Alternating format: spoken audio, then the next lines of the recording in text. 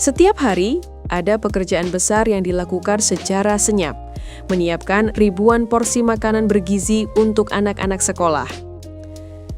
Di SPPG Wilayah Selaparang, Kota Mataram, dapur umum bekerja hampir 24 jam. Semua proses dijalankan dengan standar sanitasi yang ketat, memastikan setiap makanan yang tiba di tangan siswa aman dan penuh gizi. Kita pakai APD karena kan kita penjamah makanan, jadi mesti untuk masuk dapur harus steril agar rambut kita tidak berceceran, bertebaran. Ini termasuk untuk menjaga keamanan pangan. Betul.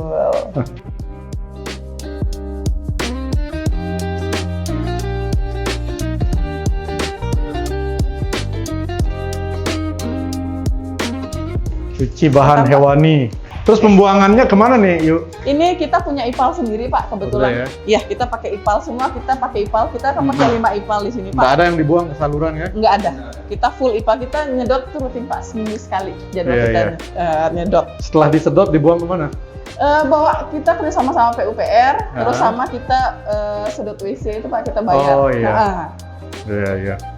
Karena kasus kemarin di mana namanya? Di Udayana. Dia kan buang ke saluran, diprotes warga. Saya bilang nggak boleh. Iya, betul. Untung nggak dilaporkan ke BGN. Karena kita sadar soalnya, Pak, kita di lingkungan ini pemukiman, jadi tidak mungkin kita pakai kayak gitu. Ya karena terus-menerus juga keluar. Betul, Pak. Setelah barang nyampe, kita terima barang. Setelah itu selesai dicuci. Ini untuk nabati, sayur, buah. Ini kita pisahkan untuk yang hewani, daging, ikan, ayam. Ya, betul. Ini di tempat pencucian bahan. 2 ini untuk sayur dan buah, 3 itu hewani. Setelah itu dibersihkan, di-wrap, masukkan ke gudang basah.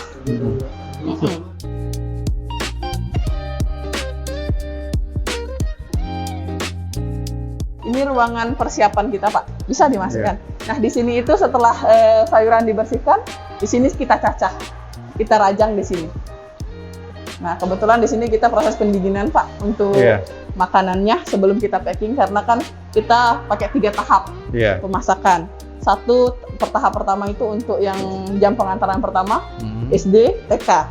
Terus di tahap kedua kita itu di jam 4 masaknya untuk SMP. Lalu di tahap ketiga kita masak di jam 4:30, itu selesainya tadi di jam 6 untuk SMA. Jadi pengantaran siang.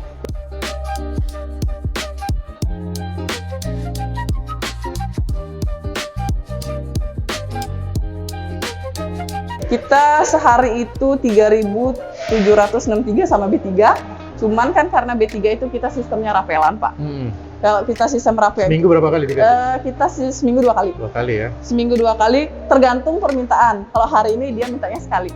Oh gitu. Iya, karena kita kan mengikuti arahan dari kadernya, Pak, dan permintaan dari B3-nya. Kadang mereka juga sulit untuk mengambil di kantor lurah. Jadi mereka mintanya seminggu sekali aja. Gitu. Mengikuti permintaan aja, Pak.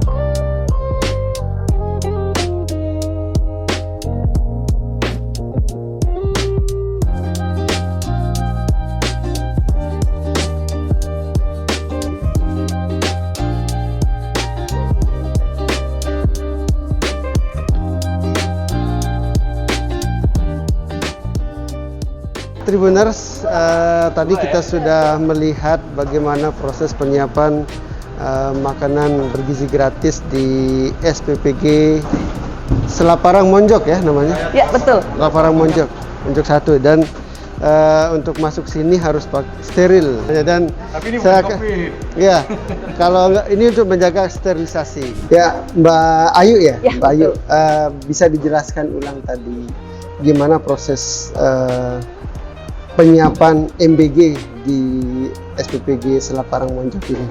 Oke, baik. Kita berawal tuh dari datang supplier itu dari sore, Pak, kebetulan. Itu mulai dari jam 5 sore, supplier mulai dari bahan baku kering. Bahan baku kering itu dari bumbu, segala macam. bahan basah. Bahan basah sayur-sayuran itu mulai dari jam 5 sampai jam 10 malam. Jam 10 malam itu masuk hewani. Ayam, daging, seafood. Itu kita masuk di bahan fresh, masuknya di jam 10 malam. Setelah itu baru dibersihkan, masuk ke area loading, dibersihkan oleh tim persiapan kita. Setelah dibersihkan, lalu kalau ayam, daging kita langsung masukkan ke freezer. Setelah itu bahan baku kita yang basah itu langsung dirajang di ruangan persiapan. Setelah di ruangan persiapan selesai dengan semua hal, masuk tim masak. Tim masak itu masuk di jam 2 pagi. Jam 2 pagi? Jam 2 pagi. Jam 2 pagi, tahap pertama kita masak untuk pengantaran distribusi jam 8. Jam 8 pagi? Betul. Jam 2 pagi itu mereka menyiapkan dari steamer. Steamer itu perlu kita siapkan air segala macam, itu kira-kira 20 menitan waktunya. Kita masak nasi, estimasi masak nasi itu sekitar 1 jam, Pak. Dari jam setengah 3 masak nasi, jam setengah 3, jam 3 baru kita mulai pengolahan. Masak sayurnya. Masak sayurnya jam 3 untuk pendistribusian pertama, didinginkan 1 jam, masuk ke tim packing. Tim packing atau tim pemorsian itu masuk di jam 4. Jam 4 pagi? Jam 4. Jam 4 di packing untuk SD, yang pengantaran jam 8. SD, packing itu sekitar 2 jam. 2 jam? 2 jam karena jumlah kita itu di 1204. 1204? Betul, 1204 untuk SD. SD. Itu kita pengantaran semua SD, itu ada SD 33, SD 34, SD 10, SD 24. SD 24. Betul, itu kita pengantaran semua bersamaan di jam 8. Berarti yang kedua? Di tahap kedua itu tetap masak di jam 4, subuh, itu pengantaran untuk SMP. SMP yang kita cover itu SMP 13 dan SMP 23. Itu di tahap kedua, dinginkan lagi 1 jam, habis itu di packing. Karena kita ada sholat subuh, kita istirahat. Sholat subuh setelah jam 6, setengah 7 baru kita packing untuk kita selesai packing untuk SD, langsung masuk ke packing SMP. Betul, jadi makanan yang kita sajikan itu tidak ada pendiaman lebih dari 2 jam. Tidak ada lebih dari 2 jam? Betul, tidak ada lebih dari 2 jam. Selesai pengolahan itu 3 jam langsung berangkat.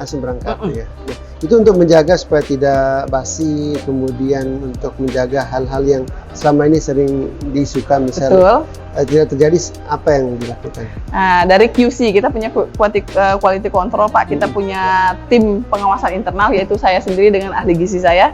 Di sini kita itu jaga setiap malam, 24 jam kita jaga, Pak. Dari QC quality control kita tuh mulai dari barang masuk itu paling penting.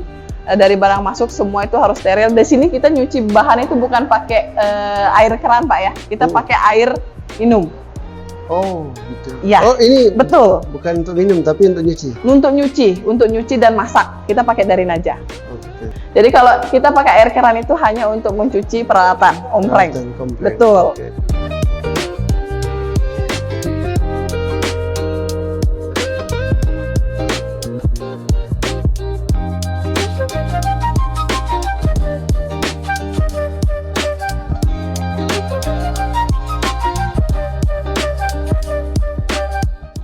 Kita kan ada B3 juga, jadi untuk anak yang 1 tahun ke bawah kita beda, kasih kan jelas dia beda nilai gizinya juga.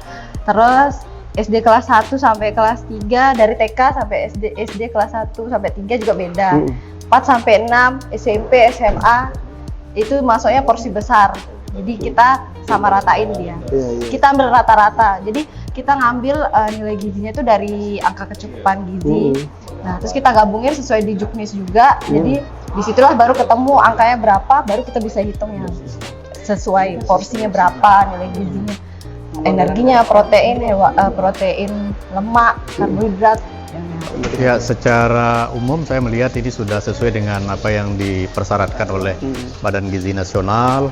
SOP sudah berjalan dengan baik, kemudian kemampuan juga dari Kepala SPPG, ahli gizi, dan juga para karyawan-karyawati di SPPG ini sudah kita lihat begitu bagus pelaksanaannya, dan saya berharap ini bisa dipertahankan. Kemudian Saya juga berharap nanti SPPG lain yang masih di bawah standar bisa mengambil contoh dari SPPG Selaparang Monjok 1 ini. Dan saya berharap ini dipertahankan gitu ya. Jangan kemudian sudah kita monitoring terjadi penurunan. Karena kerjanya setiap hari kan ini. Iya, yang paling penting adalah bagaimana menjaga mutu dan keamanan pangan. Saya pikir itu.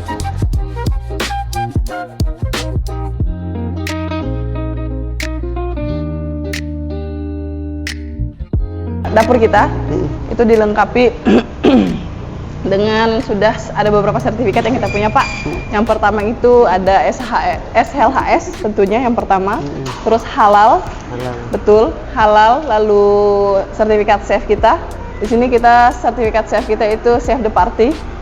Terus ada yang terakhir itu seperti yang Pak Satgas katakan tadi itu HACCP, Hazard Analysis Critical Control Point. Apa itu? Itu proses SOP yang sudah diberikan oleh badan yang istilahnya sistem itu sudah kita ikuti pelatihannya kemarin Pak, diikuti oleh ahli gizi saya karena memang ahli gizi yang berperan penting di dapur ini Pak, karena dia yang mengetahui mutu dari penjamah makanan itu terutama. Itu kita kemarin mengikutinya di Santika Hotel ya Mbak ya, di Santika Hotel beliau yang mengikuti 1 hari penuh dan kita sudah memiliki materi-materinya dan itu kita sudah sosialisasikan ke para relawan kita. Bahkan inilah hasilnya kita tempel-tempel dari HACCP. Kita dilengkapi di sini Pak, dari kita punya HACCP itu kita lengkapi di sini ada namanya tes suhu, rapid test kita punya sendiri sebelum kita diberikan oleh BGN. BGN itu sebenarnya sudah ada pengadaan barang rapid test. Sebelum itu kita sudah punya sendiri rapid test dan rapid test ini kita gunakan setiap hari untuk pengecekan bahan baku kita.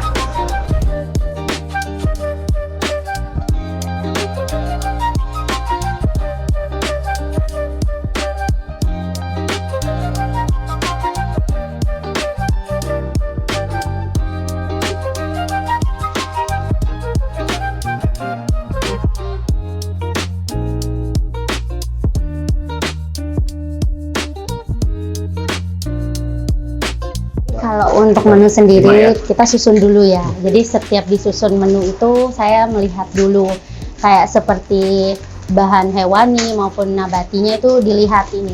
Seperti ayam mungkin kemunculannya dalam siklus itu berapa kali, lalu dilihat dari olahannya seperti menunya bagaimana, itu juga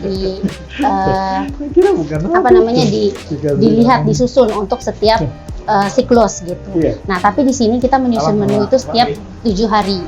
Ya, jadi siklus 7 hari, siklus menu 7 hari kita di sini Pak, gitu.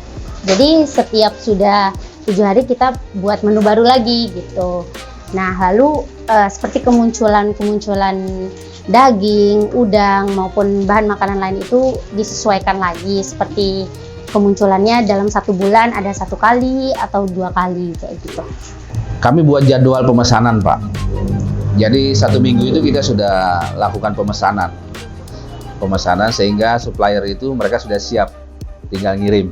Ya kan? Nah, nanti kalau misalnya ada problem dia ternyata seperti buah kan tidak bisa dia stok lama-lama. Nah, dia konfirmasi 1 hari 2 hari sebelumnya, Pak ini ternyata buahnya, apalagi pisang misalnya, udah nggak layak ini Pak, kita ganti apa? Nah nanti dari ahli gizi yang memutuskan sama akunting kan sambil komparasi harganya seperti apa Mas.